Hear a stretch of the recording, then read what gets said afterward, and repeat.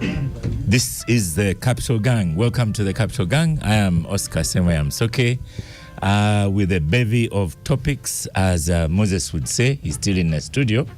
Good morning to everyone. In the studio, I have Ofonopono in a new shirt, I think. I think it is not really a Saturday shirt, so I wonder what's happening to him. But good morning, Ofonopono. Good morning. I'm accompanying a colleague. Yeah. His son is getting a woman from Bunyoro. Okay. So we are traveling to Hoima. But we hope you have a kanzu somewhere. No. A kanzu is when we are here in Uganda. Even Banyoro wear kanzus. Is Ugandan, yes. No. Well, I am my own man.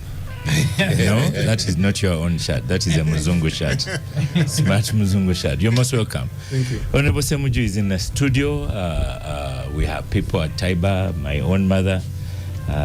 People sending you greetings. Gachitarunyo. Yeah, and I want to thank you, Capitalgang, the colleagues here, and all of you people who stood with us when we lost Mzee Haj Alinganda Nkwanga at 98. 98 is a very good innings. Yeah.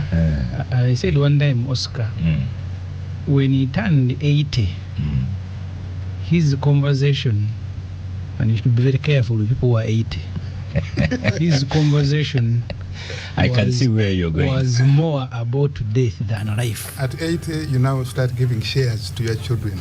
No, his conversation was more about death than life. When I die, don't do this. When I die, don't do this. When I die, so every sentence would begin with death. So people of 80 think more about death than life. we hear you. In the studio, we also have soon-to-be Dr. Kirunda. You are most welcome to the gang. We are waiting for, well, this is like his third now, this December. Second, yes. You're most welcome back. We've been missing you. Thank you, Oscar. Clearly, so have I. It is really good to see Oo. I have missed all of Oo's cheeky expressions. Truth be told, when Oo comes, we are also happy to see him. So you might be in the same category. But and a good morning to our listeners. It's been a while. It's good to be back to the studio. But Oscar, 25 years on the gang. I really need to be in Capitalgang. Shows the steady progress brought in by the NRM. 25 years on the gang. Next year, I will ask you to give me leave and I stay in Capitalgang. Okay, you will miss Star Coffee. Star Cafe is here. We shall have Bugisu Coffee. Yes. Yeah, there's Bugisu Coffee there. Okay. Derek Wandera is in the studio. Most welcome to the Capitalgang as well, Derek. Thank you. Great to have you here. Thank you, Oscar. Always a pleasure being here. Honorable Nganda's father is actually my grandfather's age mate. Oh, yeah. I was with him the other week, and again he was speaking about death more than life. Your grandfather? Yes. So he called all of us for Christmas. Come and celebrate with me Christmas. So he has called all his grandchildren. So we have to be there. Probably you never know his wish. Whether it's the last one. Whether it's the last one or not. But Oscar, we wish him well. Yes. In memoriam of Mzee Nganda, one wonders what, and I don't know if Honorable Semuju had the chance to interact with him towards the end, and just speak his mind on the way he saw the world now, because 98 years is a long time. If you think about it, our king Kwaradola is 98. Wow. Still reads without specs. Speaks for an hour without notes. Yes. Still in charge of all his facilities and faculty. Yes. Yeah. So my father was using glasses but he did not lose his faculty till the last minute. And as I said, he was speaking more about death and why we should behave in a certain way. So he was preparing his children. But he was talking about death and respecting the age, and usually his son. No, you said respecting age, now you are adding. So I was about to say that I'm expecting 3 more lawyers to come into the studio, and one is mischievously pointing at me. I don't even know why. And that they are late, and this was the former LOP, Leader of Opposition, Honorable Mpuuga, is here now. You are most welcome to Gang. Thank you, Yes. Oscar. Apologies to the listeners. Yes. It's been a struggle getting here through the heavy traffic. But thankful I'm here. Wow. I'm happy to meet my teacher, Yeah. my friend Hatsamiju, and of course, between myself and well, You have a good no love history. lost. And of course, allow me to convey my sympathies to my brother Semiju. I was away when our dad passed on, 98. All faculties functioning. And then you find an OO at 60. You are not so sure whether he's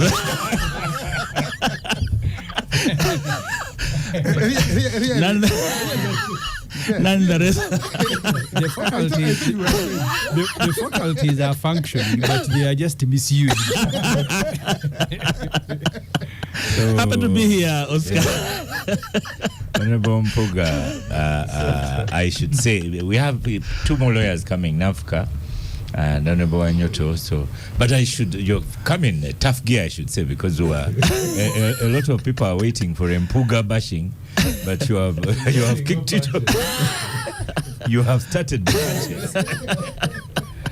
matches. We've been at this. So yesterday when I posted on social media that former leader of opposition Honorable Mpuuga is on Gang, there's a lot of vitriol coming. Some people are threatening. We are not even going to listen.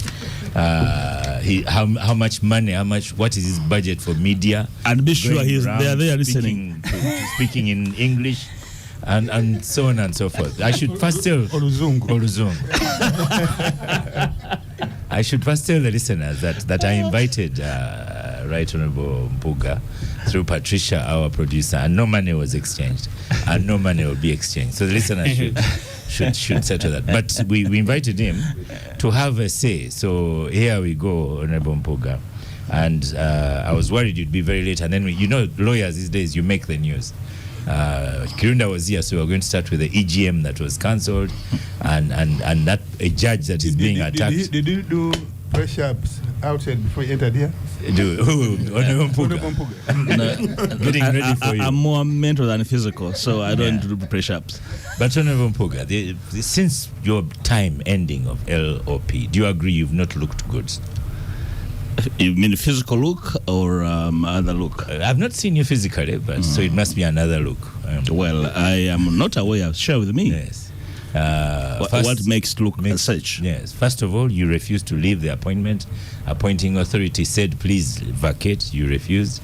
The reason for being requested to move was because of 100M. Recently, there's 500 million. How can I even divide it by 5? That's a comment from Apono Kondo.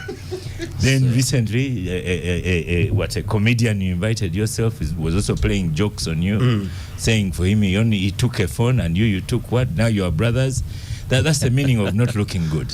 But Oscar, do you operate the Ethiopian calendar or the Ugandan calendar? The Ugandan calendar. Yeah, because that issue was canvassed at great detail in every space feasible and possible, parliament, court, and I thought that was a settled matter.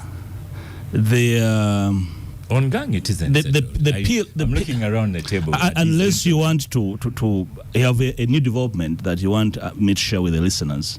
For me, that matter was long settled, and if anybody out there thinks it was not settled, I think there are spaces where that can be handled. But for me to be invited in a conversation over a matter that was settled you at Parliament Mpuuga, level, you feel it was settled in a court and everywhere, I think it's not you know, when fair. I say the perception, the looking good is a perception. So perception, you have to address that as well.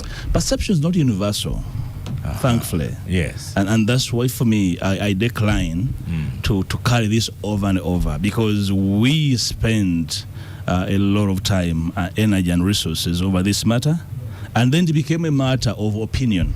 Yes. Oh, I'll tell you. And as I said, looking good is a matter of opinion. Opinion. Yes. And who tells you that opinion is law? So discussing corruption should be okay. Yeah. Okay? But when a matter of corruption becomes a debate, then you know you're discussing politics, not corruption. And OO will tell you and dealt with the people who are corrupt. And where we have netted them, it's not a conversation of whether or not. It's universally agreeable. But when it's debated and it's not agreeable, then that's not corruption, it's politics. So politics, this one we discuss politics, here I am. Okay. Others will pick it up. I like the robustness. You dismiss challenges against you, and you kind of dismiss them thoroughly. And then you've gone ahead to form a new political party. Recently, we had Honorable Mavike here, and he was vigorously campaigning for it. Oscar, we have not formed a party, and we must properly present the realities. We formed a civic platform, call it a pressure group, and the constituent parts of that pressure group include political parties. So to be a very serious misrepresentation of facts, to try to say that parties that are within the DA are also dissolved into the DA. That's not true. They remain parties, and we haven't formed a party. But I said that some of us in the DA are in the process of forming another political platform. And for that, I confess, I'm in the process of electing another political platform. And that I cannot apologize for trying to do that, which is why we fought for freedom of association, which includes freedom to disassociate. So when that is ready, I'll ask you gracefully to come here and I speak to the nation about the new political platform. But the DA clearly is a civic platform. Just on the other bit, the new one, will it be a new opposition political party? Yes. Okay. Yeah. But the DA is a civic platform. Yeah. And its purpose? The purpose is to engage all political actors, including OO's NRM, to speak about two critical issues in our view. One, the importance and the urgency of electoral reforms before the next electoral cycle. Because as a country, our conversation on elections is one at cross purposes, and therefore we must find a convergence to have a talk on what has worked and what has not worked. Some of the issues we are proposing for a conversation have been even litigated upon up to the Supreme Court, but those who are supposed to implement them are adamant. But we are saying we cannot have a quietness of this degree. All of us must go under a tent. We should try to go under a tent as the opposition first, to see how best we can push the agenda of wide-ranging electoral reforms. Secondly, to have a conversation on the transition. The collapse of the NRM is on the cards, and we have a huge worry.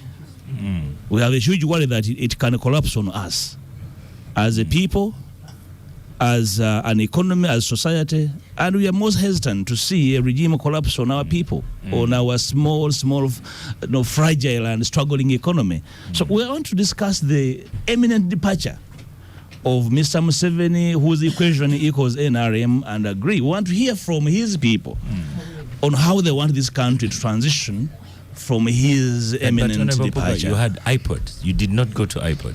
Those were some of the things iPod was trying to achieve. It was iPod. I'm not talking about iPod.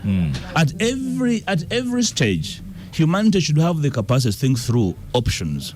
I do not believe in a state of inertia that because this didn't work, therefore we should go and sleep and allow ourselves to simply, let the world determine our fate. No, we are not about to leave God alone to say, God help us. No, we are humans, we have brains, we have this space, we have a responsibility. So that's my sense of view. And my view is not ordained.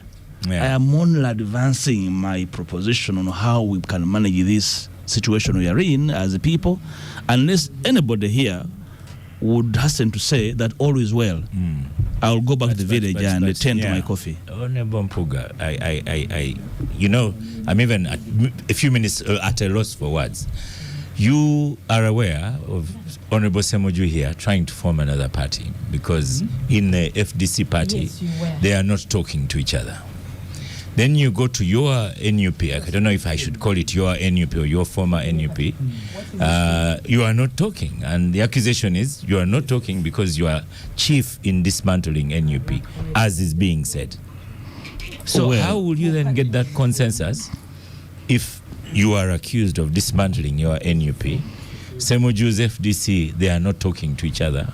So, and I don't know, will you get Ofonopono to talk? I'll not speak to what is happening in FDC.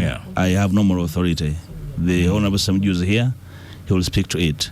Let me add, in fact, I'd forgotten to add DP, Mao's DP, because that's a good one to say Mao's DP, because he has also been saying that Mpuuga is at it again. I am happy to be. He said Mpuuga is just warming. Call the food. And when the food got cold, he went where the warmers are. So let him enjoy the warm food. I have no problems with him enjoying his warm food where he went. So, but strictly speaking, Oscar, this has nothing to do with what my personal issues are with the NUP. I think the country is bigger than all of us. And what we are trying to do has nothing to do with the friends. You don't have to be bosom friends to try and do something about this country. I agree. But what I was putting to you is that people in these opposition groups are not talking to each other. And in one group, they even accuse you of causing that condition. Well, the accusation can arise, but it's not universal. That's the beauty. And people can opine, and I respect the opinions. All I'm saying is that in Parliament where I sit, for example, we disagree, but we sit there and discuss about this country. So must these different political platforms when need arises. Otherwise, in my view, an attempt by an opposition group to go to the polls without an up-close conversation is an act of neglect. It is also cowardice on our part, but also it will be a donation to the ruling NRM. So I do not want to participate in free granting the NRM, free lunch to go and extend their ruin over this nation. I would rather that as the opposition, even in the face of our inherent disagreements on so many issues, we can have space to have a conversation, at least to propel those issues we agree upon. For example, electoral reforms. I don't think anybody disagrees with the need to immediately undertake a conversation on the probability and the possibility of reforms. Correct. Reform talk is very important, and if you can persuade Ofonopono to get into it, perhaps it will work. We shall force him. We don't have to persuade him. We must generate the kind of momentum that forces him to speak about it. Okay. Let's begin with you, Derek Wanda. I have a comment here on Twitter, formerly X. Most welcome, Honorable Lydia Wanyoto. Welcome to Gang. Most welcome. Thank you, Oscar. Namfi, Marian Kasule Namfuka. Good morning to our listeners, and I want to say pole sana to Honorable Ibra Ssemujju. Muzei passed when I was in Mbale. The president was visiting, and I couldn't make it to Chazanga because the speed of you people, someone has died, you just run the burial program. But the beauty of it is the 40 days. So I would want to come to your home and have that dua for the 40 days. Oscar, for For Nafuka, I want to welcome Nafuka back to Capitalgang. She delivered us a bouncing baby boy called Mwendo. She's now in Nakawere, so we are very happy to have you back to the gang. I think Nakawere is up to 3 months. Even 2 years. Well, if you want to have another baby quickly, you can remove the Nakawere. It's also allowed because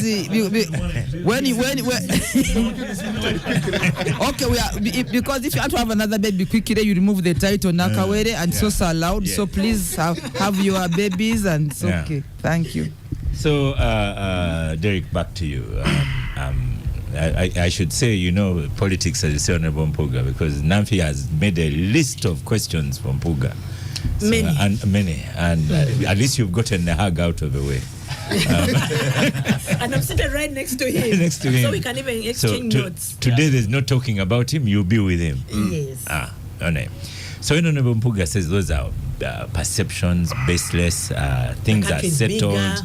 Maybe you want to get into the politics. Then you have Kib Samuel on X saying, no, this was another one saying, what is settled? He's just avoiding questions. Are you in the same category? You are the journalist here, that's why I've started with you. Otherwise, I'd have gone to the seniors. Thank you, Oscar.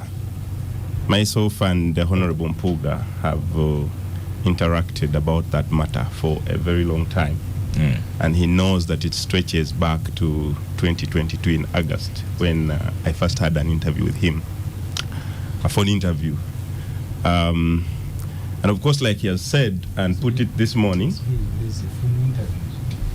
of course, Honorable Mpuuga is not easy. Honorable Mpuuga is not easy to get on on the recorder or on the camera. That's not true.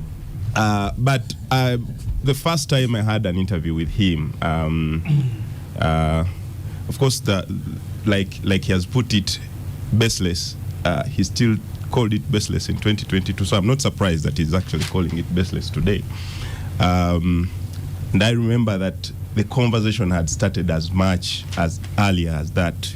When I asked him about the conversation they had with the leadership of NUP in Magere, and his comment was as succinct as, so I speak to my president and he comes and tells you what we have talked about. And that's the comment I carried in that story. And of course, after I broke that story in 2022, there came a lot of comments from different angles within Honorable Mpuuga's leadership and offices. But that said, I think my story came to life again this year, or even early this year. And again, I had the conversation with the Honorable, and still the answer was it's baseless. Until the exhibition happened on X, and all documents were thrown on X, and how the money exchanged hands. And I'm lucky that sometimes the Honorable Mpuuga calls me whenever he has an issue. I came this close to having a one-on-one with the Honorable Mpuuga, but I've not managed yet. And today you will. Yeah, I think the last time. Are you saying has been dodgy? I don't know. The last time I asked him, last time he called me asking for an interview, he cancelled it as immediately as possible, and I have. Are you a ghost? You're speaking things that are alien to me. Hold on, Honorable Mpuuga, we'll come back to you.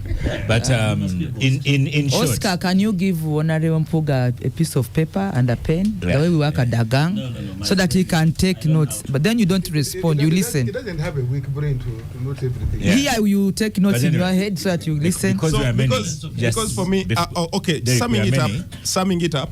Are these things just baseless opinions? No, they can't be, because there has been a lot of proof and lots of documentation that and I feel needed. I feel for the sake of Capitalgang, the Honorable Mpuuga shouldn't rubbish the conversation, rather give some answers. Well, thank you. It can't be settled simply because Honorable Mpuuga once feels it is settled. As we say, it is not settled until it is settled.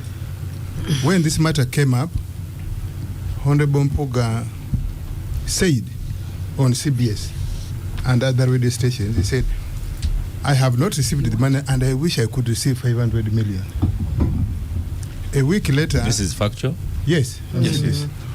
A week later, Mr. Chris Oboro, who speaks for Parliament, gave an interview to the media and said the money was actually paid in 2022 via borrowing from the parliamentary circle, because at that point in time, Parliament did not have cash. And when the money for Parliament came, of course they paid, but they had borrowed from the circle. And there was a dispute as to the legality, the procedure of getting the money. Now, eventually that was settled. Maybe that's what is settled, that the money was actually properly processed in Parliament. And then now we don't have a dispute with that. But I have a dispute with the Honorable Mpuuga trying to deny that he had not received the money. And I think, Honorable Mpuuga, that's where in my view, where you lost it. I wish when the matter came, you said, yes, I received the money like all the other commissioners did. It was properly, it was paid formally by Parliament. Mm-hmm. It was legally, not my decision. It wasn't my decision, but I received it. I think this matter, was wrong, but it was legal. You could have handled it in a different way, much better, in my opinion. That said, now it is settled that the money was paid, and they are unwilling to admit that it was not properly done. Because if you say service award, Honorable Mpuuga and the commissioners were hardly a year into those offices. So how can you give yourselves service award, rewarding yourself for good performance, when you are hardly a year in performance? I wish that money had been given at the end of Parliament or the end of tenure of Honorable Mpuuga as LOB. For me, I would have understood, maybe that could have been good. Now, that cascaded into the dispute in NOP. I don't know how NOP people handle their internal issues. And again, I think in that respect, it wasn't handled well either. Because NOP leadership claims that when they summoned Honorable Mpuuga, he admitted, he agreed on a number of things, including apology, blah, blah, blah. And when he came out of that meeting, he then backstabbed them. He recanted what he had agreed to do. And that's where the dispute with his party came from. Now, his attempt now to come up with the electoral reforms. You remember when he asked Parliament to give him leeway to draft a bill and present it? His party disowned him, disowned his posture with the reforms. Now, if you are one person having a dispute with your party, I don't see how he can shepherd that proposition in Parliament and gains, even if it is legitimate to have a conversation on electoral reform. But I don't see how he can garner support, even within his party, within the broader opposition, and persuading the NRM majority to agree with him, even when the propositions are good. So, I say Honorable Mpuuga is fleeing his party in a leaking vessel. He's fleeing... The English on this program today. He's fleeing NOP in a leaking vessel. He is unable. Yeah, he's unable. In our language, in the Padola, we have a saying that a man who is being chased or who is running away from danger has no time to pick the valuables. You just pick your rag and run because you want to save yourself. And I think Mr. Mpuuga, Honorable Mpuuga, has picked a rag and is trying to flee. Oh, let him finish. It could be the DA, could be other thing. So I don't see him. So, I don't see him achieving, even when he's well intentioned. But I doubt. Thank you. Yeah. Honorable Mpuuga, you can see or prepared himself. And there's Bernard Kwiringira Jafari says, replying to listening to Capital FM, but it's like Mpuuga has appeared in courts of law on gang. And my answer to you, Bernard, is yes. So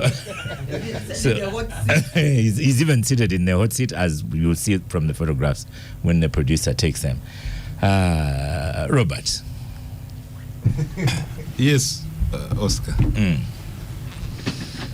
What is the question? I want to sharpen my English. The topic is known. So why are you asking questions? Indeed. No, and the topic is Mpuuga, and he has already told you his mental ability is sharp, and he says in his opinion this matter was settled, nothing to add. Now 2 speakers have said no, it is not settled, but OO has even added English and Japadola. I am tempted to add Lusoga, but please. You know how this show likes people from the East, the people of wisdom. This is true. No, first I must, as teachers, every chance you get, you boast a bit. That's the reward we get from society. I must say it's always a joy to be debating with former student with my student, Honorable Matthias Mpuuga. Did you eat as well? No. Did you bring? I taught him at Makerere at the law school. Okay. Now, this Mpuuga, next time remember your teachers. When there's a basket. I'm working for the environment. Okay. But the issue of the 500 million has been around for a while. Unfortunately for you, Honorable Mpuuga, I don't think that debate will rest. At least until after the election. The teacher is talking. You gave your opponents a really simple subject to talk about. Now, when I saw it in the press the first time, as you know, I had taken some time away from the hallowed halls of this studio. So I often thought to myself, how will this debate go? And I've seen many shades of it. I think I saw on another platform sharing some thoughts on how perhaps it would have been managed better. I think the situation, unfortunately for you, is Namfi is about to come and tell you it was lawful but illegal. But 3 things for me really, Oscar, here. One, it ought to help our friends and colleagues in politics to think very carefully about actions and messaging. I chose not to take a position one way or the other. Now, say what you will of that, because my view on public expenditure in this country has often been that we need to put money really where certain priorities are hurting the most. Do commissioners at Parliament deserve a service award? Your microphone has gone off a little bit. Let me come back to you. I don't know whether Honorable Mpuuga is also fixing the microphone. You're back on now. I'm back on now? You're back on now. No, I was saying that, I was just saying to my brother, the Honorable Mpuuga, that unfortunately this issue will linger with him. Should he just say sorry and we move on? In my estimation. Before he says sorry, the thing won't go away.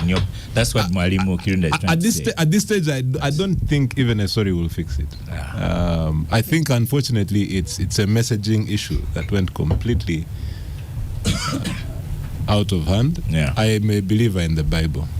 The Bible says a laborer is worthy of his wages. So if someone does a good service, and there's reason to compensate them, then you compensate them. The problem, as OO has pointed out, is that then OO will come and say, no. But you were hardly a year in. So then the debate continues. Every angle you put to it will open a new flank for debate. So I hope that out of this, the Honorable Mpuuga takes major lessons to pause and reflect. The thing that where my mind has gone every time I have listened to this issue has been, but how did Honorable Mpuuga shoot to stardom? And the one thing I knew about him before I met him at the law school was that he was I believe he still is a fantastic mobilizer, which is an asset in politics. Now, whether he's mobilizing in the teacher see mobilization in the student. No, I learned. See, what happens? No. Let me clarify. What happens at the law school, like any other serious school, is you arrive at the law school and people say, "Have you seen the Honorable Mpuuga?" And you say, "Who is Mpuuga?" They say, "You don't know Mpuuga." Then they give stories. It happened to me with the Honorable Sechikubo. When I met the Sechikubo I had heard about in person, I couldn't believe he was the one. Yeah. Because I had heard about this lion who roars and sets Parliament on fire. And then when I met him, he was sitting, my teacher. Oh, good afternoon, sir. One time I was walking on Kampala Road and he had bodyguards. And I reached out to greet him. Oh, he took formation around. He said, no. He commanded his troops to step back. So that's how you learn about. Thank you, Robert. I'm going to interrupt you and remove because so many people. Another lawyer has come in a bit late to the court. Abdu Bernard Kuringia said it is as if Mpuuga is in court, and then I said yes. So senior lawyer Katuntu is here. Honorable Abdu, you're most welcome to. Thank you. Late to this court. I'm sorry I'm late. Okay. Nanfi, before Lydia, let's go through your list. Let us have her list first. Of questions. She's looking nice. Beautiful. We're switching off all other microphones. What is the question? You are saying the microphone. Semuja has already said the microphone is okay. Semuja has already said there's a topic. Yes. Has Semuja spoken yet about? No, Nanfi, you are speaking now. Go ahead. All microphones are switched off. She has a notebook of questions. And they can all be summarized with why. Go on. Why? And I guess the big man is here to speak for himself. And I'm a teacher of English, and teachers of English say, put it in a sentence, please. Why? That is the full sentence at this point. Of the English language. But also English can generalize literature and so on. Yeah. Oscar, when I saw the topics, and when you said Honorable Mpuuga was coming to the show today, and that is a topic, and he's a topic in himself. I was like, this is worth jumping from. Breastfeeding. Yeah, because I'm just a cow these days, but yes, to come and partake in this. But for me, Oscar, it's kind of I hope Honorable Mpuuga here understands that a reputation once lost is very, very hard to rebuild. And for a while, Honorable Mpuuga enjoyed one of the best reputations in politics. You held a certain respect that people had. And I think there was still room for redemption. When, like Ofono said, you were asked about the 500 million. If you came clean and said, look, I can return this money, I took it, but that was my fault. Even if you stepped them from that position at that point, you had room to return. But the insistence and hitting back and now forming a new pattern, it's just, like they say, once you're under, stop digging. And yet, Honorable Mpuuga keeps digging and digging and digging. And I think that those are the questions I have that I don't understand, because he's a person I held with a certain esteem, and I don't understand the decisions he has made in the last, including holding parties and services, calling bishops to pray, and it's bewildering. I don't even know which word to use, how to express how confused I am that this person of a certain caliber has sunk to a point of, because where we are, I don't see any redemption. Maybe you should join Semujo's party, because you may use resources, unless of course Muhozi is sponsoring your new party, because he has bottomless coffers and he can use our state money to do that. But unless he's the one sponsoring you, I urge you not to take that path, or this country is bigger than us, let me form a party to just, swim in the ocean that is this country that is so big. Because you're going to end up, in addition to losing your reputation, you will lose your money. You will end up broke. Just as tweeted, saying Mpuuga is presidential material. Is presidential material, So which of course now is the judgment. He's not. But when he starts promoting you, sometimes he gives you money. Exactly, as he has to run your party. And the last person he spoke glowingly about, Mawo, ended up in the NRM shouting for him. So he said the same about Dr. Besigye. Is this concerning his new party as well? That is his uncle and godfather who fought in the bush with his dad. You didn't fight in the bush with his dad. Your reasons are different, Honorable Mpuuga. Namfi, now pause a bit, we go to Lydia. So for me, I would like to understand. But maybe also Oscar. I think it's time politicians in Uganda took their career to the next level. In other countries, they have PR machines and PROs who help them navigate certain situations. But when he was there, LOP he had a PR office. Honorable Mpuuga had a PR office. Who? Honorable Mpuuga. Did he hire anybody to help him with this? Parliament hires one for you. No, not like that, Oscar. We personal PROs who help you navigate certain situations, because you see, when you're inside, there's a reason why even in football there's a coach outside to direct the players, go there. When you're inside, immersed in a situation, rarely do you make the right decisions and the right calls. So sometimes when there's an outsider who has studied this, who is educated in this, and who they will navigate the situation better for you and tell you when to stop, because now we have a party. Let's go to Lydia. Okay, Lydia. So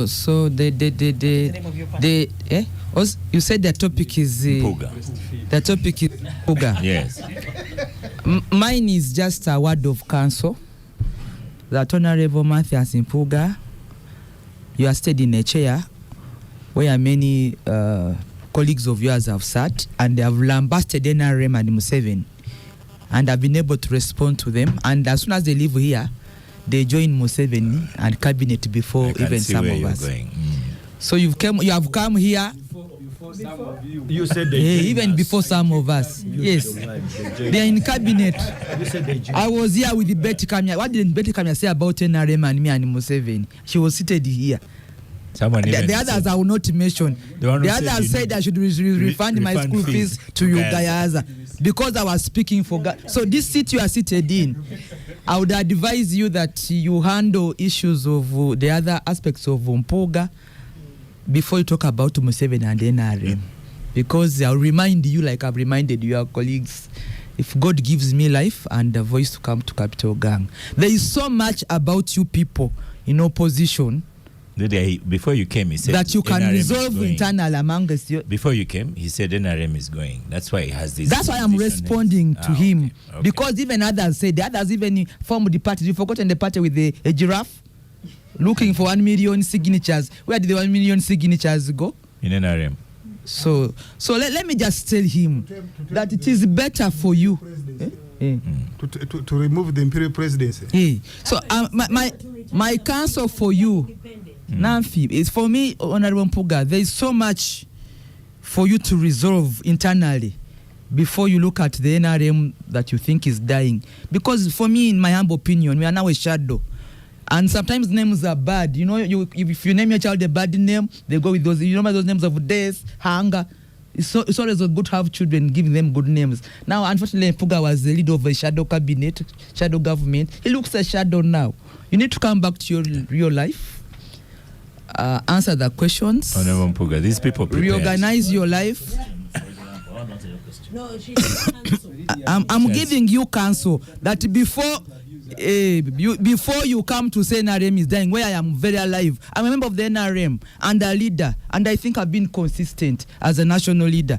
So for you, before you tell us that we are dying, you look like you're already dead. So why don't you first revive yourself, reorganize yourself before you say, for me, I'm only speaking for the NRM, that I'm responding and giving you kind counsel, because your colleagues have been here before, harassed us, and they are now more in yellow than us. Thank you. That's all I can tell you. Honorable Mpuuga, you can say I told you people are ready. The matter is not settled. Pardon? The matter is not settled. The matter is not settled. Honorable The real word of shadow is really shadow now in the real sense of it. And reshadow yourselves before you attack NRM. Let's have Katuntu before Semuju. Honorable Katuntu. The topic is Mpuuga. And he's here. Yes, the topic is Mpuuga. The controversy surrounding the service award of 500 million is going to go on for a long time. Basically for two reasons. One, there are those who think they'll use it for benefit in their discussions. Then there's also, when it came, the National Unity Platform had a contradiction in itself, and this was the best opportune time for them to hype it. Then you have people like Lydia, because the Honorable Wanyoto, you can solve her arguments now. By the way, Mao used to say this Mao now is NRM, but he almost use it, blah, blah, blah. You know, there's that thinking of people who think this is their thing, NRM. They don't want other people to go there. Belittle us, that's the point. Because you are belittable. No, then why do you join us? You are belittable. There is no doubt about it. Because you see, nobody is going to belittle NRM just like NRM. No. People will be talking about issues or challenges within the NRM, and that's not belittling you. To me, sometimes it's better you address the real issue which has been raised, like now the issue of Honorable Mpuuga, rather than saying, oh, you know, is now a shadow of his what and so on. You will run away from the issues. But having said that, this is now politics. And as long as it is politics, they should come up and the Honorable Mpuuga will have to explain it. Whether the majority of the people are going to go by the other narrative or Honorable Mpuuga's narrative, that time will tell. Whether it's a shadow, time will tell. And you know, time is one of the best judges, Oscar. You know, it never cheats. It doesn't. So the judgment day is coming. It's not sometimes what we are saying here and so on. I'm sure the election cycle is coming soon, and Honorable Mpuuga, I'm sure, is still a politician participating in elective politics. Let us see how the people are going to judge him. Thank you. Honorable Semuju. I should say, Honorable Mpuuga may not know, but the Semuju took a lot of bashing on your behalf. Time to discuss Semuju's party. Not today, but we would. You mean when you're on maternity leave, the county was not discussing things as they were happening? Take that as a compliment. but so now we wind because Nafuka was away. Semuju was Nafuka bashed at Nafuka Wandera, not Shirunda, I forget who. They bashed Semuju thoroughly for refusing to condemn you. And Semuju said that you were wrong. That one he said. He said you are wrong, but he will not condemn you. That you are best friends and we are brothers. And brothers. Yes. And so the whole of social media was against Semuju for refusing to condemn, though he said it was wrong. So, as I said the last time. At the time. Yes. When you reflect on many decisions that we have made as Parliament, many decisions regarding our emoluments, a decision that we should never have made. Many of the decisions that we make. I told the friends that maybe at the time people made the constitution, but it happens elsewhere, by the way. Their standards of an MP were not just standards of a senior six leaver, but in conduct were higher standards than maybe those of us who were in Parliament. Maybe not all of us, but many of us were in Parliament. So the broader discussion on emoluments, benefits of members of Parliament were very difficult for an MP to defend broadly. the specific issue of the Honorable Mpuuga, I said at the time that legally nobody was going to challenge it and win. But I said it had moral issues, and the moral issues have been raised. Maybe we have revisited it because Mpuuga is on the show, but we discussed it to my satisfaction, and I gave my position. I said whether on this matter that time or we on any other matter. We talked about him, but today we had an opportunity to have him. Whether on any other matter, I will not be a neutral judge. Right. Because of my relationship with Mpuuga, we met as young boys in senior 2, and since then we've lived together. So I'll be pretending on the show to say I will be the first to condemn him. So that I said, and I was being truthful. The bashing. However, so the other issues, my wish was for the opposition in Uganda to be under one umbrella. That remains my wish. Very difficult because the motivations are different. There are those of us who go to parliament because they pay higher salary. And any formation that will not give you an advantage, you will say it is very bad.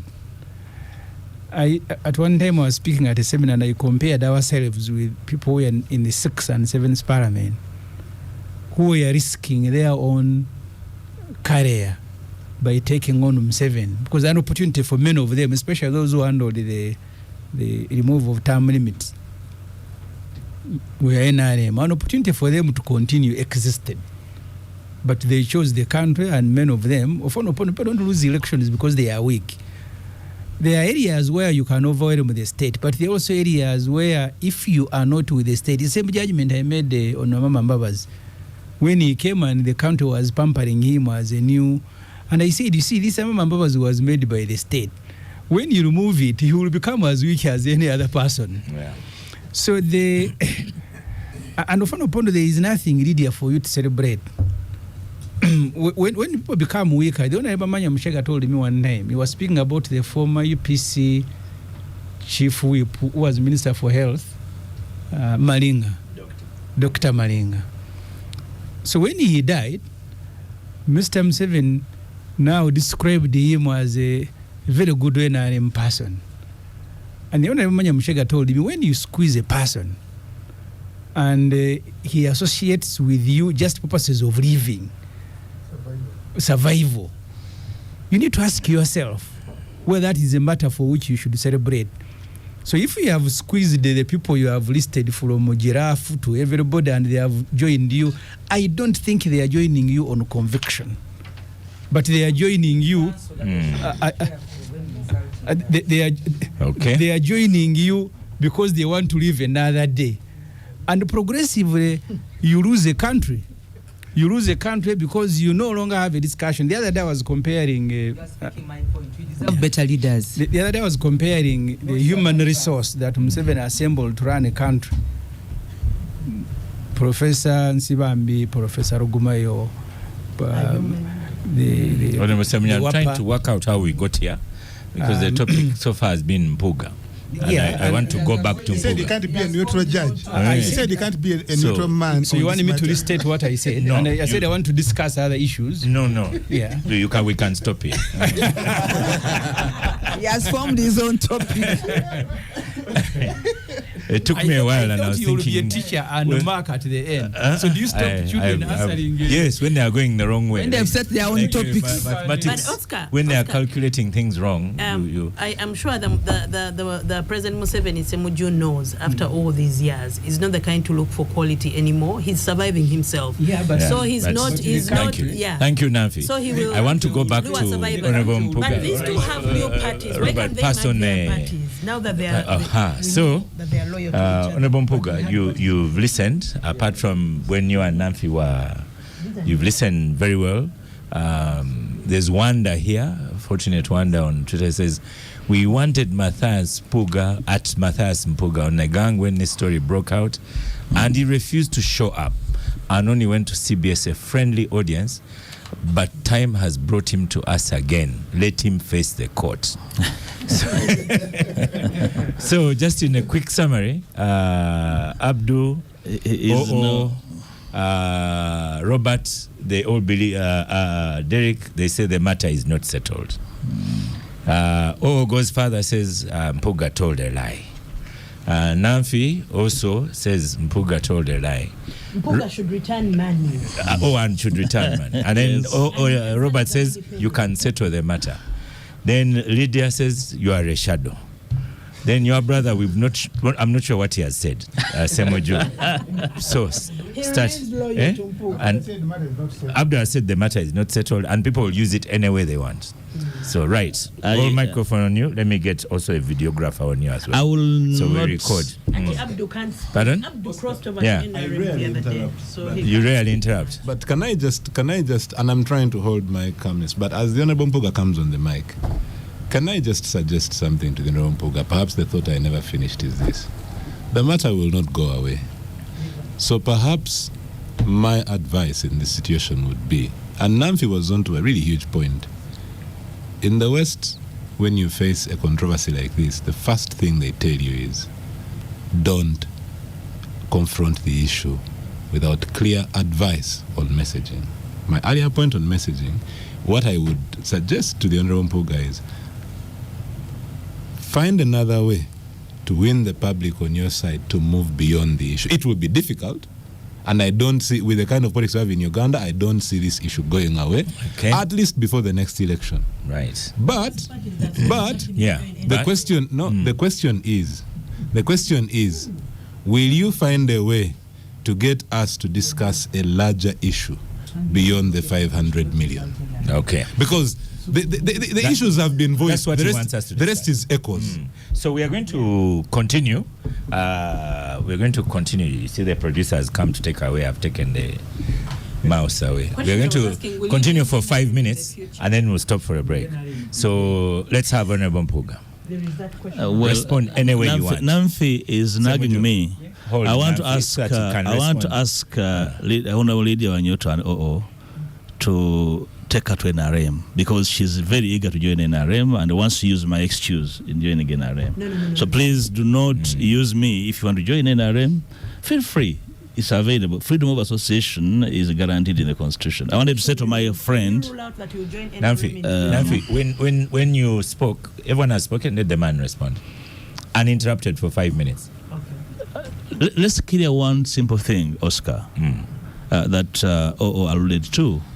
That you see, I was given a service award, an ex gratia, before my term ended. That is not true. I want to restate it here.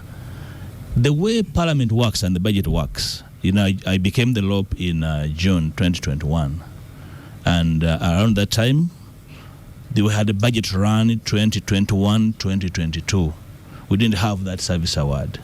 The next financial year, 2020 to 2023, we had that conversation in the commission and was debated extensively. And then the argument was, ordinarily, the term of the LOP is either 5 years or 2.5 years. That's when the money was put in the budget. And I want that to be understood. You don't wake up and say, now we are going to award. No, because you don't have a budget. So if you are going to pay somebody in December using the budget, you must have the money in the budget passed in June. That's how it works. So I don't know why it's so difficult for anybody to understand that. And I think that should be clearly understood. Yeah, so he does. But he's doing his No, he said I thought I should make that very, very clear. And it should not really be a very big issue, because you must have a budget. If you're going to give somebody, and I left office in December, the money should have been in the budget or passed in June. So I don't think that's really rocket science. Of course, I don't want to respond to my brother, Derek. I know what he's been doing as an NUP activist. He's been starting controversy. He's here and there. I know him so well. And I had him overrating what he's been doing. He was doing nothing really superior to what others were doing. I want to say to him that what you're doing is ordinary. And what you're saying you are breaking, you broke nothing. A budget is a public document. So if you think there's something you are reproducing, it was passed in Parliament and it was all over. So there's nothing new. So when the time came, And if some commissioners, you see, I was not given an ex gratia as a commissioner, no, as an ex-lop. So if commissioners went to the SAC and got money, that is their business. Invite them here. I'm speaking to myself, not for them. And a member of parliament has a right to say, I expect this money, I can have an advance on it to do something I want to do. You can't take away that right. So I was not part of that. At least I know what I did, and it's in the public domain. Let me say this.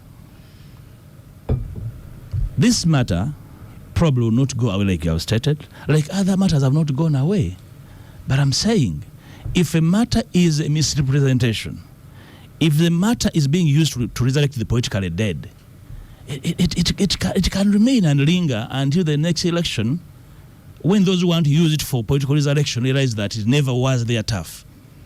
Which is why I am consistent. I don't need any PR to whitewash this. It was a matter in the public domain. Probably the question is, why would an ex-lop be given an ex gratia?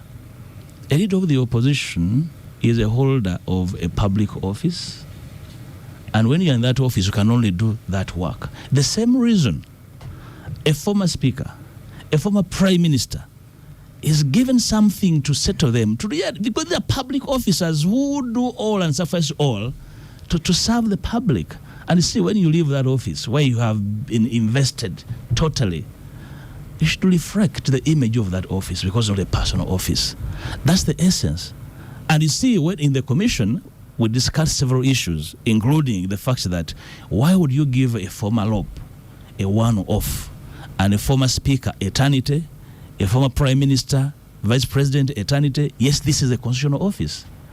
And you see, this is a political space. You win and lose at some stage. If you think this is purely a matter where you're going to have your way, then you're mistaken. So I think at this level, Oscar, we are discussing pure politics. And I am happy to participate in that conversation. But if anybody, that's why whoever, people went to court. The people went to the anti-corruption court and they withdrew their own case. And they came to radio, including here. People went to the leadership code tribunal. They withdrew their own matter over this case because clearly they were told, but look, this is clear. There's no legal violation.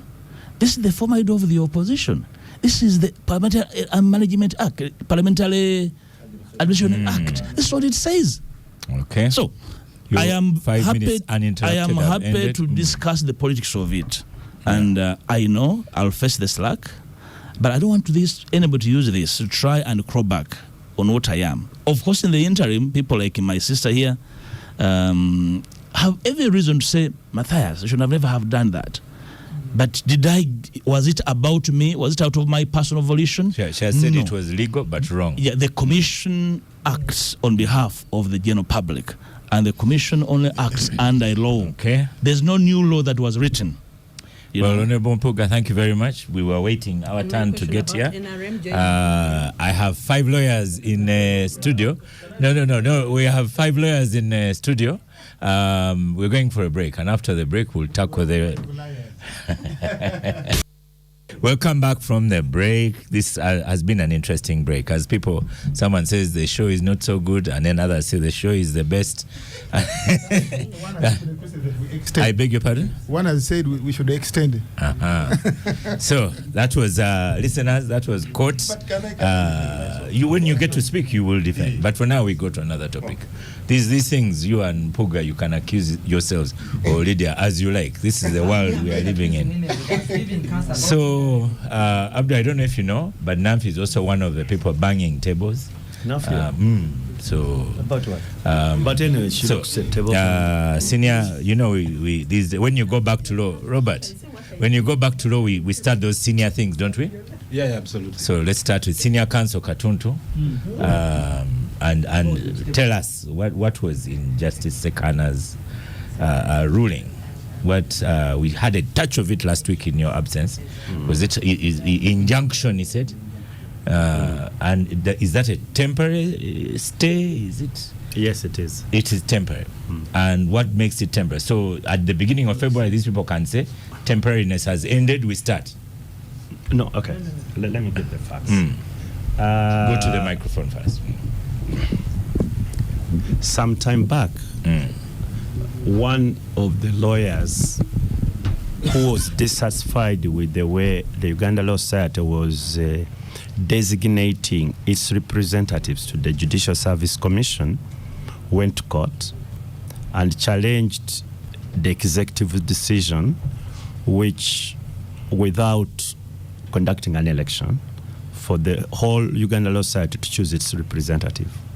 Court agreed with him, and the next cycle of designation is now. According to that court decision, from the next cycle, which is now, the whole Uganda Law Society must elect its representative to the Judicial Service Commission. So the current executive called for an election because the term is ending in February, which is like 2 months away today, for an election of the two representatives. Many people expressed interest. Among others is the former president who currently sits on the Judicial Service Commission, Miss Fiona Wall, who is the former president of the Uganda Law Society. He put in her papers, but she was disqualified at nomination. That matter was taken to court to the disqualification, to challenge the disqualification. In meanwhile, we are going to have elections on the 17th. But because the court process takes a little bit longer, the one who went to court argued that we need an interim stay, interim decision. What we call temporary injunctions are interim, that before court decides on the merits of the challenge, let the Uganda Law Society not hold a meeting and elect. Because if it does, then the case will have been overtaken by events. It was vigorously defended by those who wanted, especially those who wanted to go to the Judicial Service Commission. They want elections now. 2, the Uganda Law Society also wants to hold that election now. Court, the Justice Kana decided that no, let us hold this process until we determine the case, the main case, which is challenge the disqualification. Basically, that's what it is. But when the decision came out, yes. We should also point out there were actually 2 cases initially. One of them related to President Fiona Wall, the other related to the internal controversy with regard to the secretary. Bit louder, Robert. So there were actually 2 issues. No, there are 2 separate cases that were consolidated. Yes. One of them related to the internal controversies on the running of the council that basically has divided the council deeply, and the process of convening that meeting. Yes. Then President Fiona Wall, President Emeritus, now also comes and says they gave me a nomination paper and then recalled it. So there's a problem here. So those 2 cases then, both of them get consolidated. 4 of the 14, so far as I can recall, I think 4 of the 14 candidates in the race also joined to say, no, don't stop the AGM. But really you have 2 massive issues here. You have the issues surrounding the nominations and the process and whatnot, and then you have the issues surrounding the split in council. Those 2 issues lead to the injunction that stops the election. We have 2 officers contesting, who actually is the actual secretary of the law council. I don't want to go into details for obvious reasons. So the council itself, as it is now, it is divided. It is polarized. I think there should be 3 of the members of the executive on their side. 2 members of the executive are on one side, then the rest are on the other side. And there is no way you are going to sort that matter out except by either court process or getting the election done, getting a general meeting to think about it. But even convening that general meeting is now an issue in law until you sort out who actually is the legitimate secretary. You get it? So that's the controversy. Because Lydia but last one week thing told is, us that the meeting would do very well to happen because talk is needed. You know, when the Sydney was here, I remember Sydney Asubo. I told you that I hope this meeting is not going to cause more controversy than it is seeking to sort out. But I can say this. Don't look at what is going on in the Uganda Law Society in isolation to what is going on in the country. Don't. What is going in the ULS now is part and parcel of what is going on in the country. Yeah. Especially at this time. What is going on in the country? What we've just discussed now.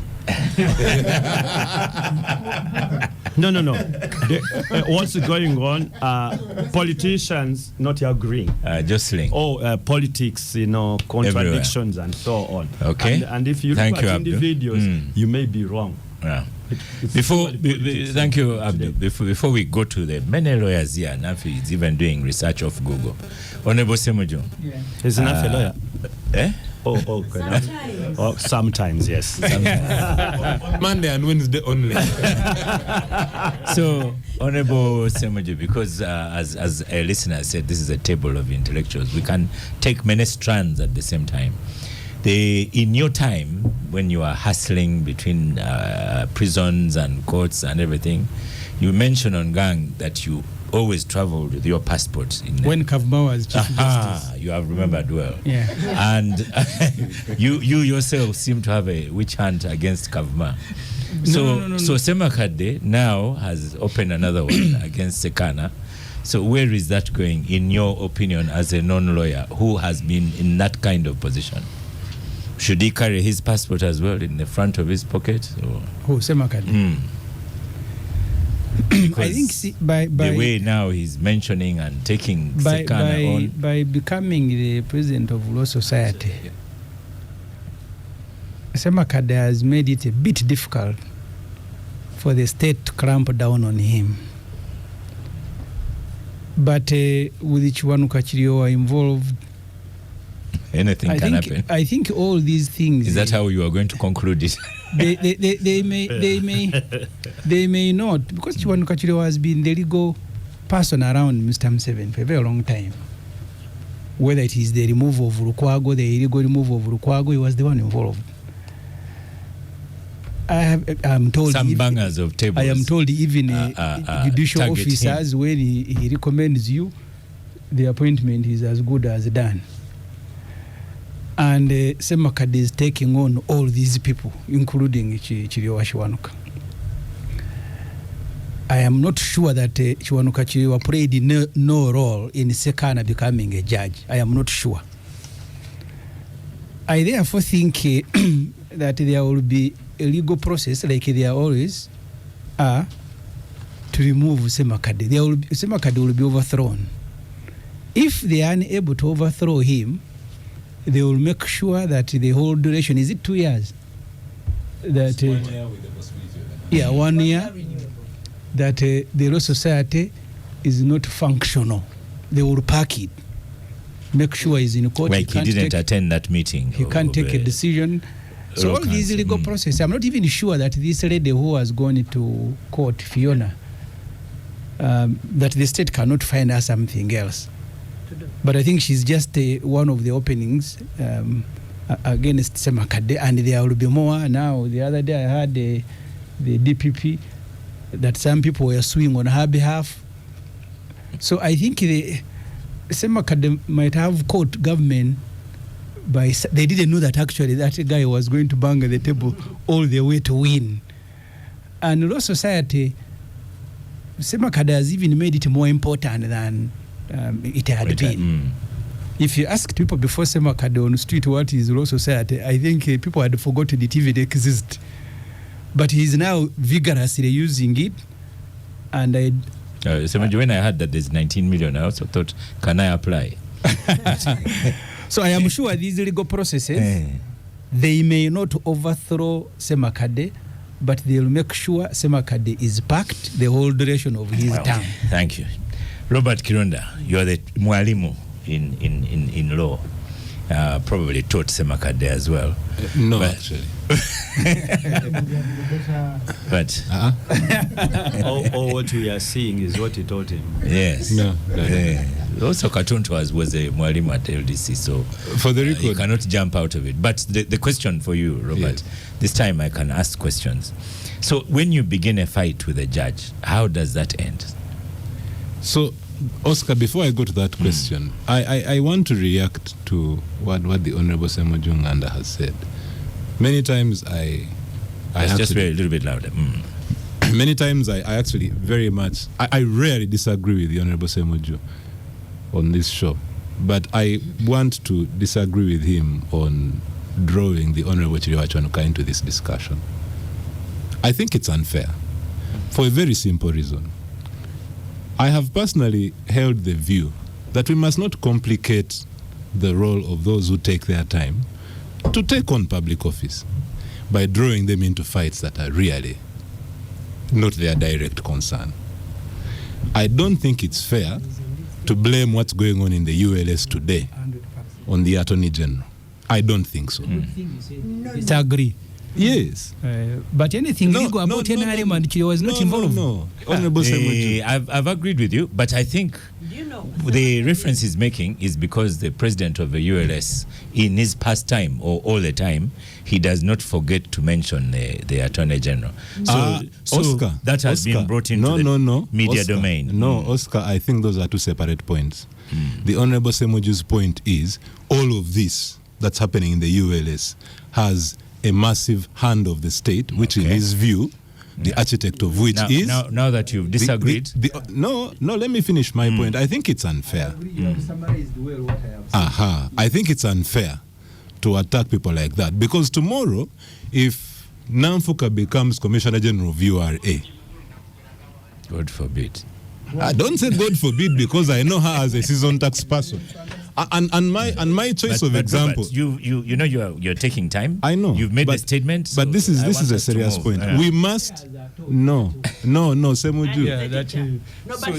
Let me finish my thought. You did. That's okay. You can disagree. That's Robert, okay. you finished the point. When Namfuka becomes CG of URA and we attack her unfairly, even then I will come here and I will condemn it. Right. Now on to attacking a judge. Yes. I personally would not do it.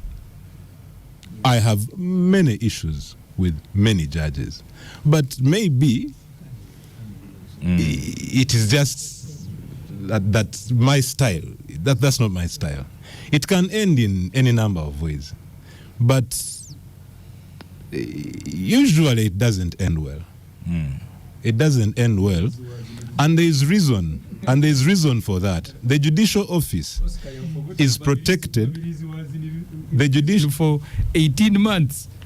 There's also another one who was also would take it. I don't think it's that. Is it Sebaduka? Yeah.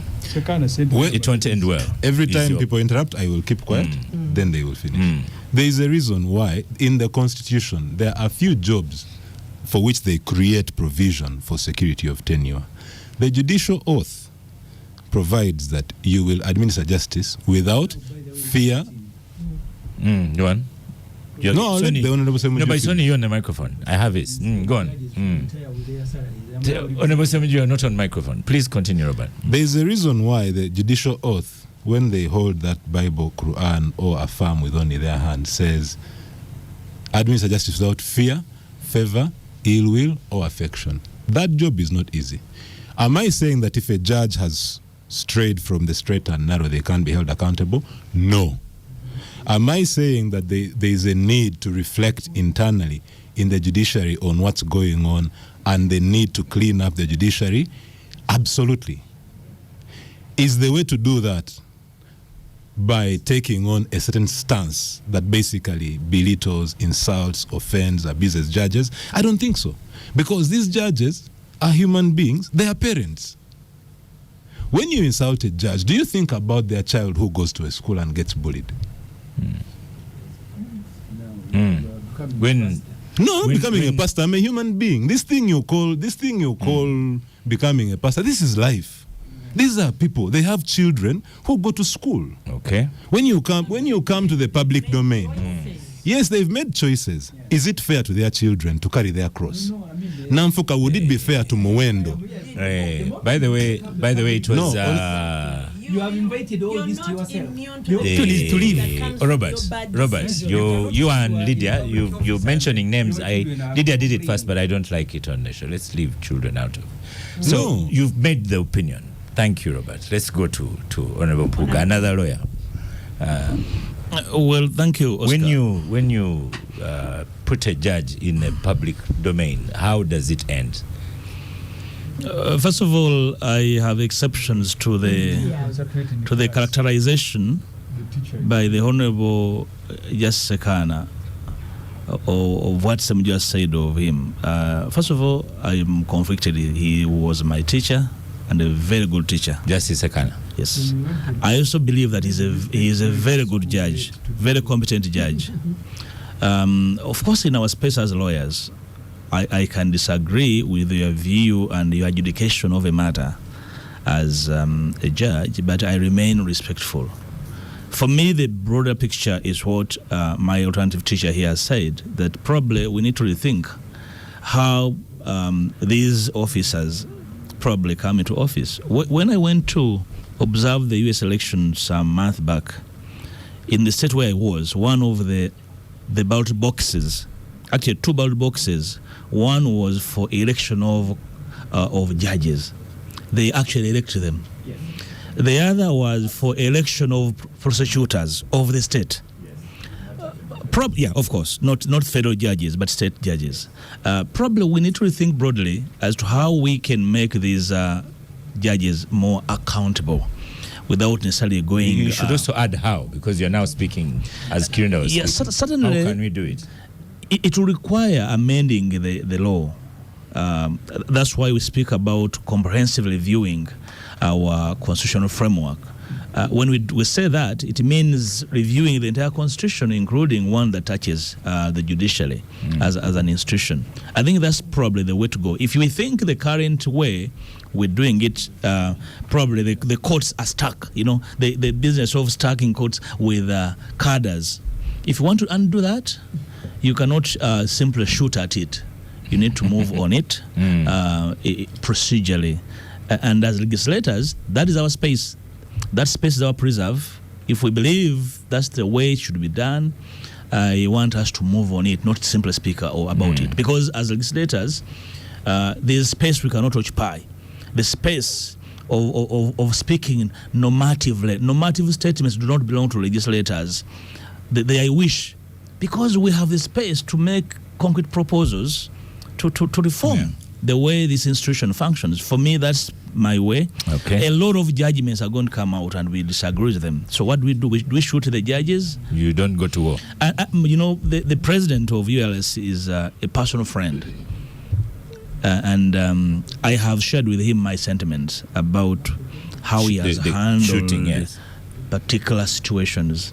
Because it should not be predictable that when a matter arises, the world can tell how you're going to respond to it. That's not good leadership. And I want him to tone down, try to understand that this is both legal space and political space. And if you want to occupy it to fruition, you must have capacity to have a fair balance of handling issues. If you handle issues with a toolbox, that you have a toolbox, that everything you want to handle, you open your toolbox with a tool therein, then you're going to make mistakes. Particular situations are not necessarily nails that you must pull out a hammer.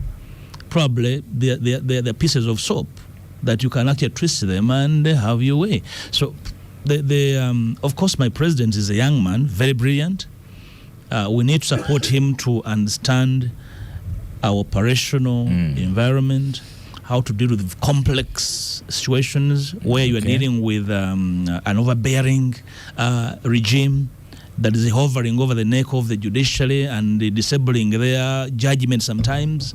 They need to be supported, including the ULS and its leadership. I so Thank you. contend. The way Ofonoponda has looked at these lawyers speaking, let me very calmly looking at them. Let's stop for a quick break and we get more discussion. We'll come back from the break. An interesting break. Namfi, we are now out of a break. You know, Namfi is also a banging table person. Stylish, affordable kids wear at Fenty Kids. We got discounted kids wear from... They have discounted kids wear from 6 months to 16 years this festive season. Find them at TMT Building. Okay, so Namfi, hold on. Your turn is not yet. We are going through these matters. Lydia, EGM was stopped. Abdu says, how will it be resolved? But then I've also added in attacking a judge. How will it end, in your opinion? Temporary, when the matters before court are resolved, I think but they made an appeal, actually. Yes. Yeah. The Law Society of Uganda is in court of appeal, Okay. and the hearing has been scheduled. Yeah, they have an appeal, so The appeal is being held on the same day. yes, The substantive matter is also being heard. Yes. yeah, because I think the judiciary That have has an to be interest. resolved also. They have an interest in getting this matter off their head so that the Law Society can move. So for me, I'm positive. And then when you fight a judge? That's a discipline issue. There's somebody who jumped over the table and went for the judge's throat or the magistrate. So there's a whole Indiscipline. yeah, it's a discipline issue, and there are structures in place to deal with the discipline. Yes. Ofonoponda? Well, I think there are offices that we should protect from undue harassment. And I think the judiciary needs to be protected from undue harassment, especially harassing them publicly. So I take issue... And by judiciary include Abdu, Namfuka, Mpuuga, Chirunda, judicial Lydia? officers, judicial officers, Okay. judicial officers. Because that's where we all run, or we should all run When in trouble. when in trouble. And the good thing is that if I disagree with the opinion or the method of a judicial officer, there are ways already established how I can challenge, which maintains the decorum of the judicial officer. And therefore, I don't agree with the current posture of the leadership of the Uganda Law Society that everything you should harass publicly. I think the leadership of the Uganda Law Society is under some illusion that you can overhaul all the Malays in Uganda In 1 year. 1 year. And I think they are ramming their heads on a brick wall. They won't succeed. Yes, no, they should try. I mean, even President Museveni, who has all the instruments of the state, it has taken him 38 years, and there are things he can... Listen, Namfi, please. your time is coming. I don't like people who are in... When you speak, I listen to you. No. She has conceded. Yeah. Continue.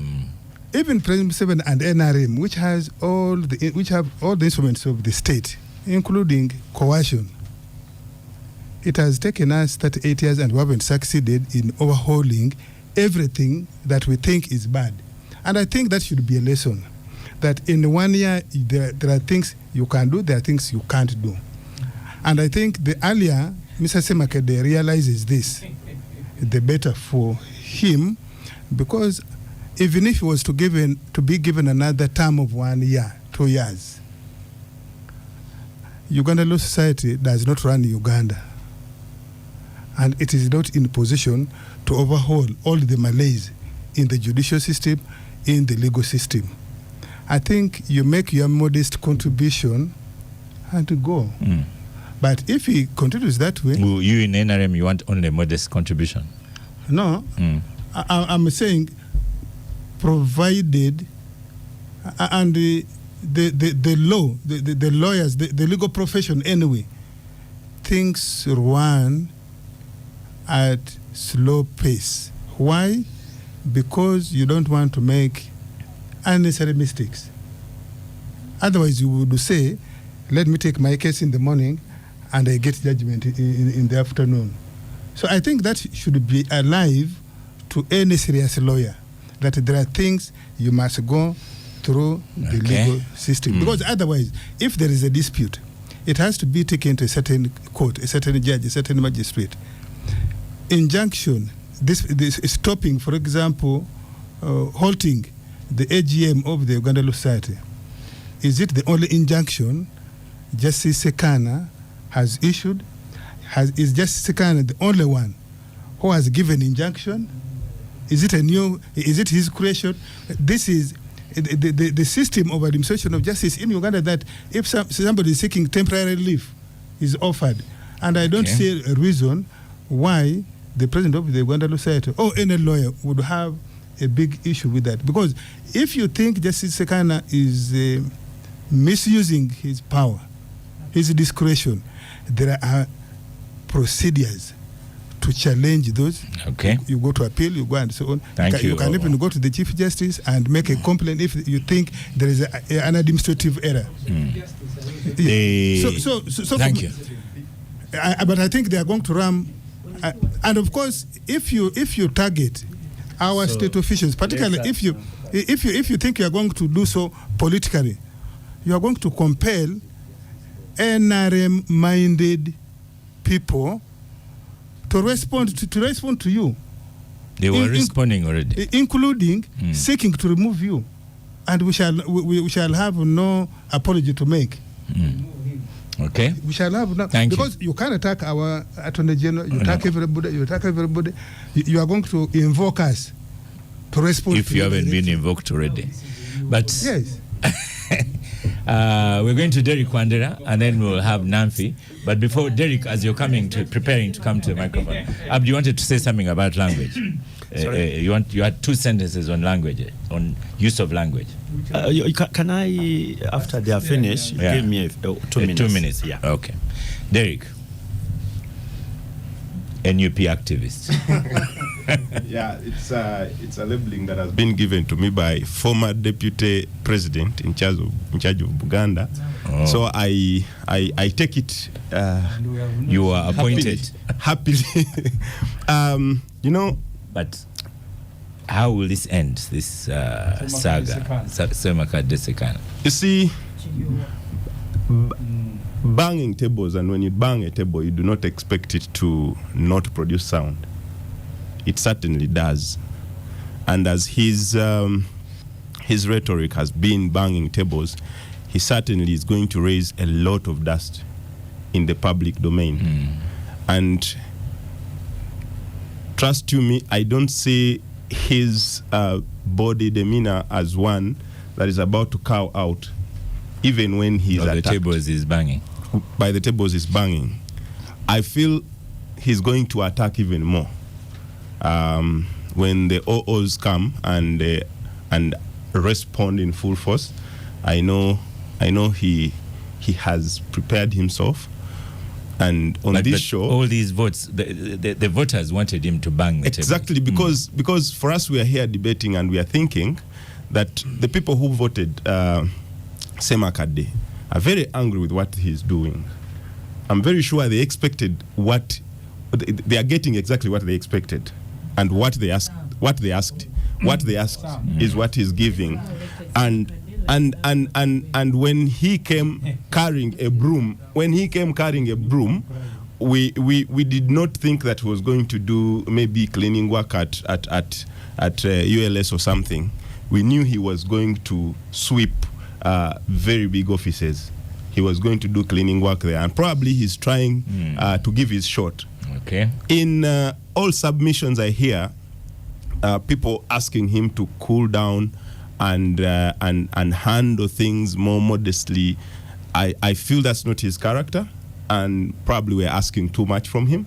What he's doing is exactly what he has promised, what he promised when he was campaigning, and yes, I know that he will be taken on, But again, there is going to be a lot of introspection, especially within the legal fraternity and also the judicial system, with what he's raising. So probably he can speak a little more. Now let's go to his assistant in the studio, Namfi, to close out this subject. Namfuka is not his assistant. Who's assistant? The banging the table. Oh. Your table, that's what a figurative. Oscar, what is wrong with you? Table banger. But Namfi, is it revealing? I didn't even is it support revealing? him, Is it revealing? Question to you, Namfi. Is it revealing that so many people have stood for the positions? For which positions? For the two reps. I mean, those who wish to be elected. The Service Commission. No, there is nothing revealing there. Most are looking for money. I don't think any of them is looking to make that much change in the in Uganda Law Society or to be impactful at the Judicial Service Commission. But Oscar, among the Baganda, we have a saying: "What dizo mulalu muchama, ngabala mubabuze." By the time seemingly sensible people, who Semuju said lawyers as he knows them to be, are sensible people.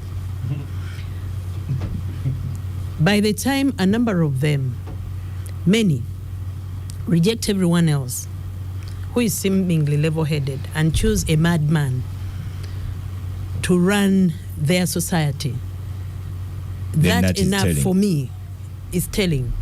And I personally, when I was asked to vote for him, I asked people, my exact words was, but like, what did you see in this madman? And but by the end of it all, I had voted for him. Why? Because when Kenneth left, who is Kenneth? Kipalu, who I was supporting, we had a choice. And for me, the people who are supporting Semakad and campaigning for him had a more compelling case than the other party. When you see what is happening in the judiciary, and unfortunately, Robert, when you're a seemingly sensible person, you take up a position to serve your country, and then you become a nuisance like Sekan and Chiriwachi Wanuka, yes, you will face some sort of pushback from the public, and yes, you may get humiliated at this rate, because when people start choosing people like Semakade to confront you, they are sending out a message that we are tired of a certain way the judiciary is behaving. And if you've been a lawyer practicing in this country for the last 10 years, you would understand where everybody's coming from. The judiciary is a mess.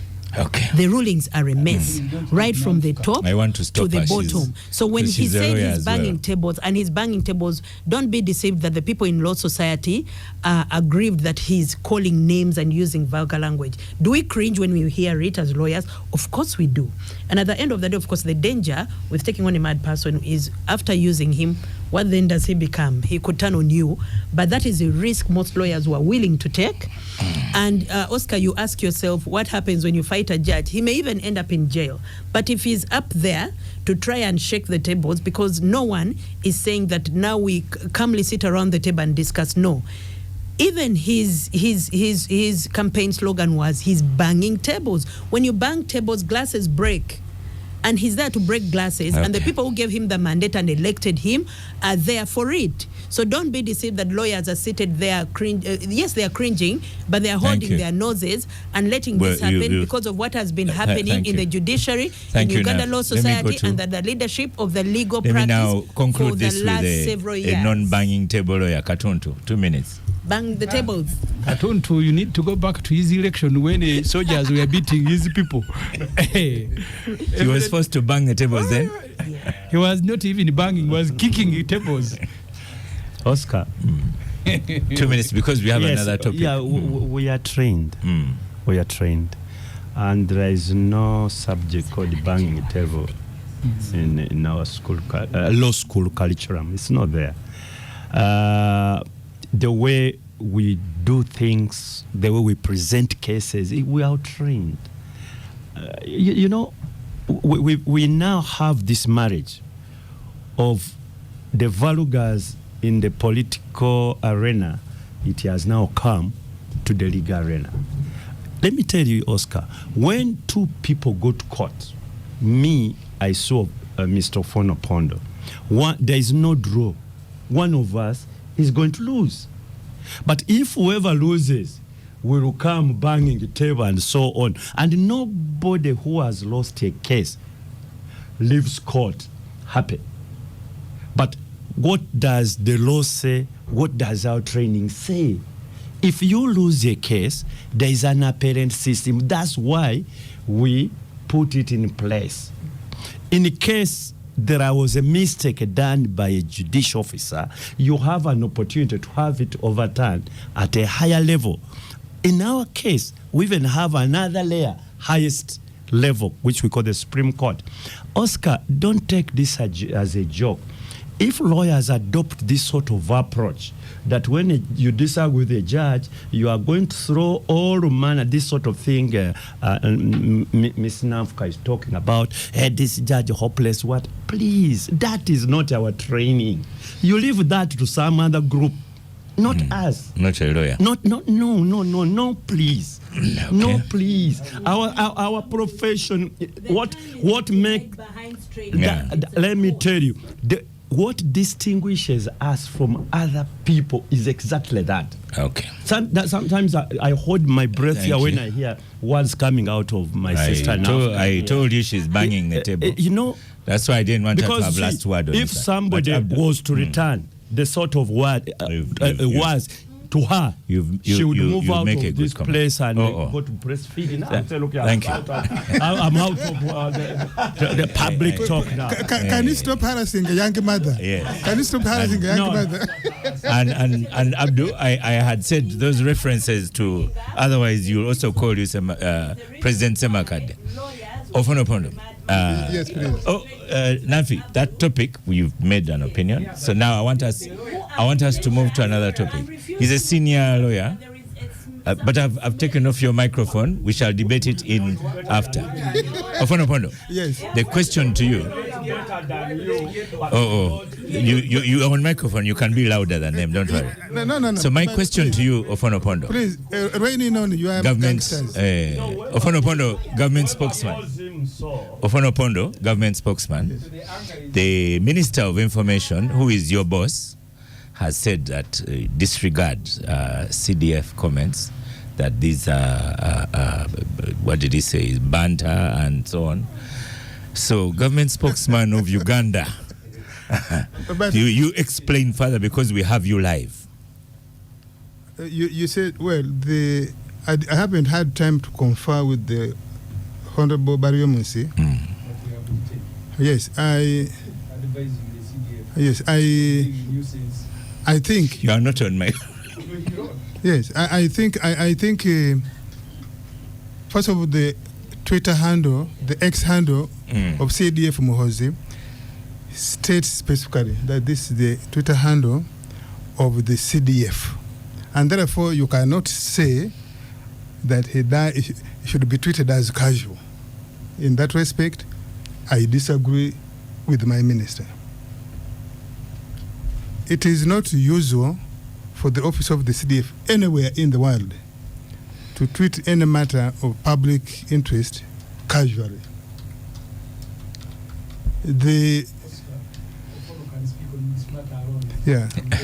Ofonopondo can speak on this matter alone. Yes. Nowhere in the world have we seen a CDF or Inspector General of Police or Chief of Intelligence doing these sorts of things. It is a matter of concern. I hope my young brother, the CDF, is listening and is taking concern that he ought to step back on the ways of communication, because not many people will say so publicly, but they are concerned. And that's why you see many people are dodging. When you ask them, they are dodging. Because it's putting them into difficult situations. Difficult situation, yes, but it ought to be confronted. Okay. Yes. Okay. Let me start with now. You know, Museveni has. When has Museveni? He has put his hand up. You've donated that time. Now, Nafi, your minute is now. Your minute, 1 minute. Has banning. No. Africa, your minute is now 1 minute. You know these people who bang tables. Well, they can't be the last ones to speak. Oscar, now what are you asking about a certain minister? Yes. He's a minister now. No, Minister Well, Baryomonsi said Yes. that this was just banter. Yes. So Banter. yeah. Yes. Poor Baryomonsi.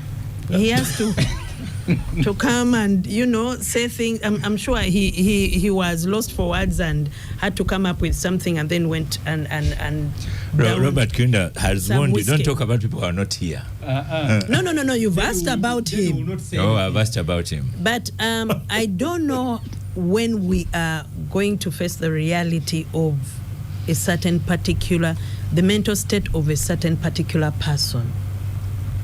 And I don't know whether the parents of this person, you see, Oscar, you're asking. No, but I don't want that direction of you being a medical doctor Oscar, or so on. When I was the way you started directing how we think. You are not a medical doctor, so. No, we are not a medical doctor. Continue. What's your opinion on your opinion on the tweets themselves and the Minister on the of tweets. Information? Okay. Yes.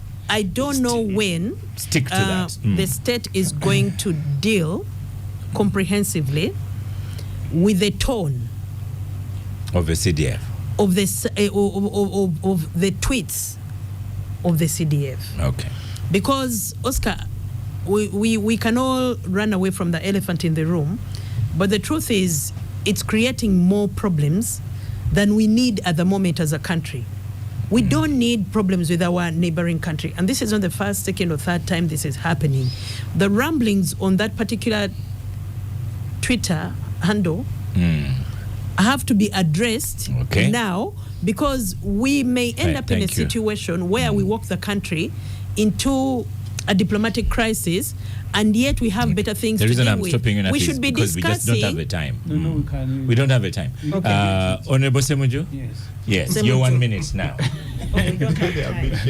You see, Oscar, for me, I thought issues of defense, you need to create time. We discuss this matter. It's a big problem. Okay. My father. And we can invite you parliamentarians. My father was Honorable Mpuuga said very strict. We received chibok. When he became old, people who follow us, he would even call them and they just walk away. We must understand why all this is happening, the context of this. You have an 80-year-old man who thinks the country must be run by his family as a right. The wife can take education, the son can take defense, the brother can take wealth creation. I knew you were going there, but for me, Oscar, that is the problem, not the tweets. Because Museveni understands his family better. The wife who stopped in senior 3 is the Minister for Education. Exactly. And we've put up with that. You see, we can pretend Oscar about this, but these guys are messy. These guys are messy. A son who can hardly string sentences together. Okay. I mean, he makes a mistake today. You call Kenya to say sorry. He attacks Ethiopia. They are harassing our diplomat. Exactly. And for you continue thinking that that's the right choice to run defense in a country. And the public is paying money for them to stay in 1 office. minute. I thought I was just starting. No.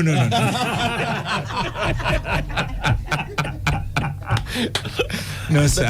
The topic seriously needs to have a little more time. For now, it's 1 minute each. And it should. For now, it is 1 minute each. We are in total mayhem. Yeah. Because of what the Minister of Information calls banter, and all of us here do agree that a country that has a CDF that throws banter, dangerous banter at our neighbors is not, And threatening to arrest and stuff like that.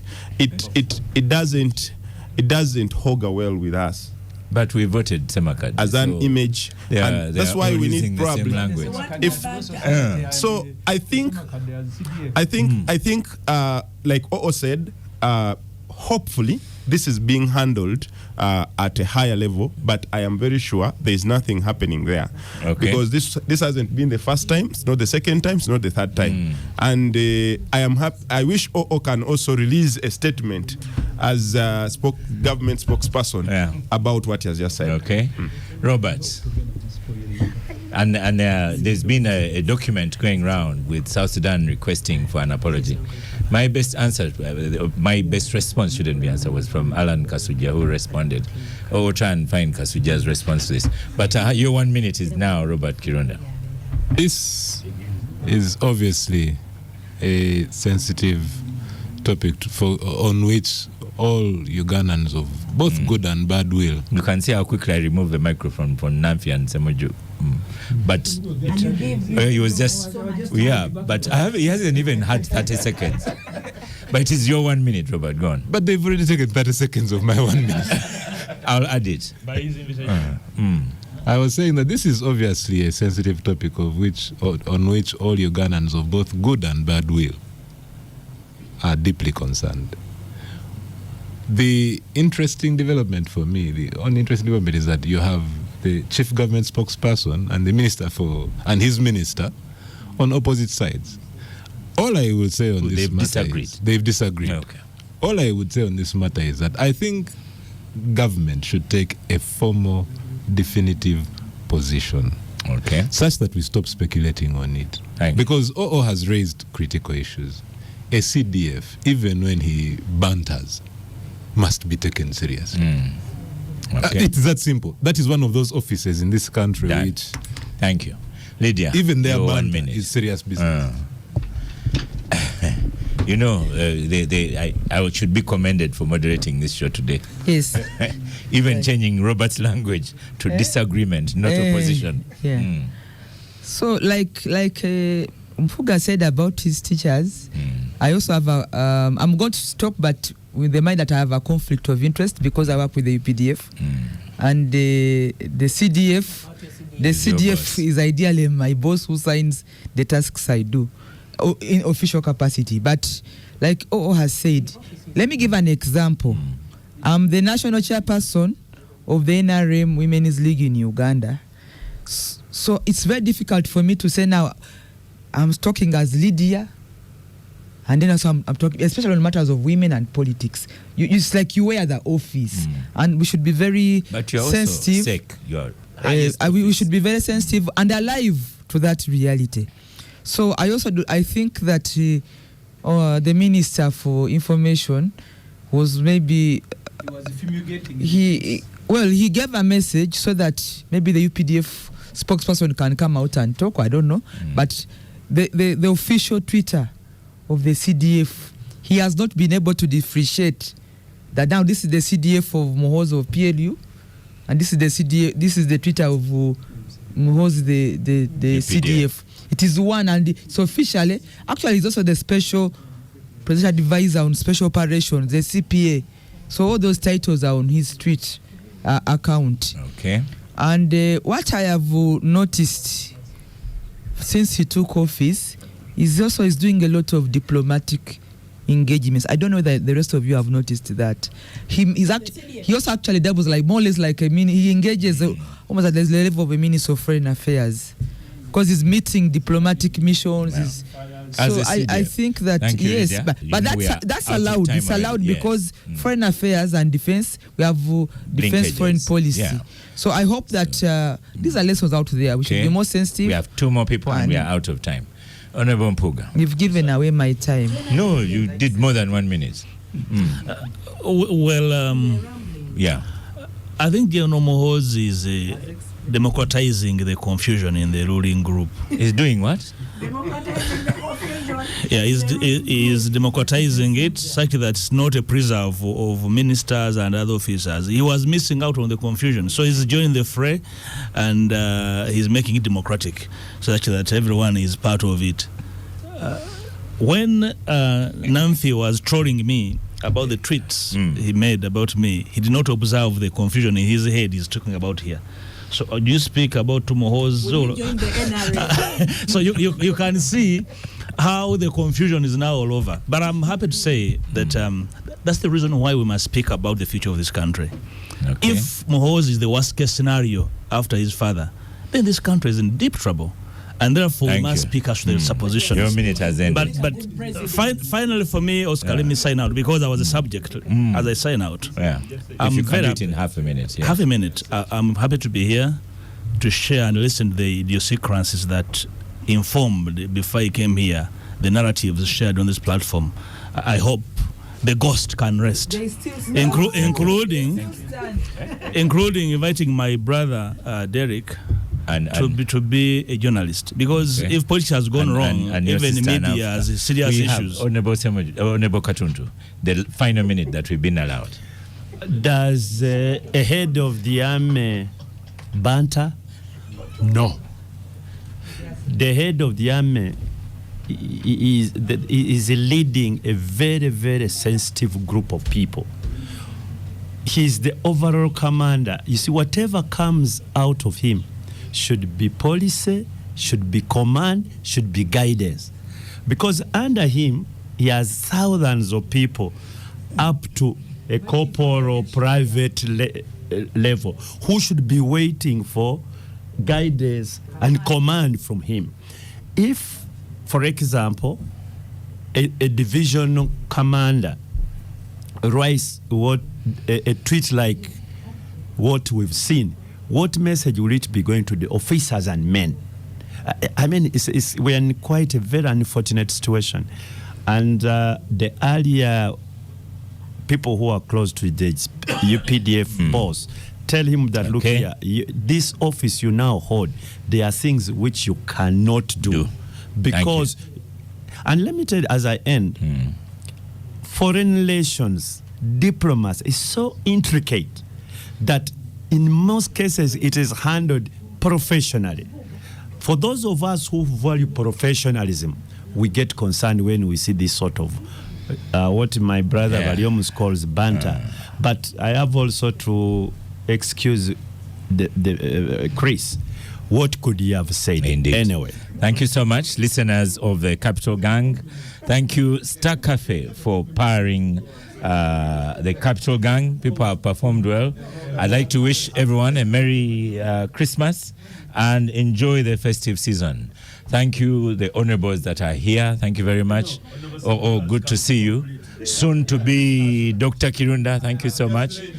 Honorable Mpuuga.